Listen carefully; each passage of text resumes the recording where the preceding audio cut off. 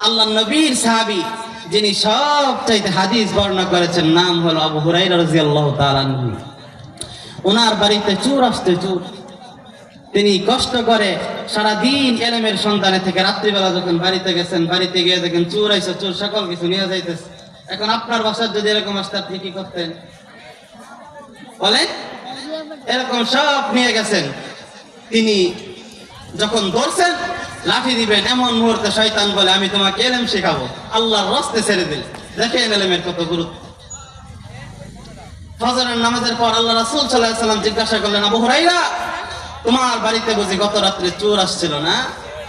বলে, নবী গো, আমার বাড়িতে চোর আসছিল যে সময়, আপনি কিভাবে জানলেন? আল্লাহ রাসূল সাল্লাল্লাহু আলাইহি ওয়াসাল্লাম জবাবে বলেন, আবু হুরায়রা রে, আমি নবী সামনে যেমন দেখি পিছনেও তেমন দেখি। আল্লাহু আকবার বলেন। আমি নবী সামনে যেমন দেখি পিছনেও তেমন দেখি। প্রথম দিন চলে গেলেন, সময়ের সংক্ষিপ্ত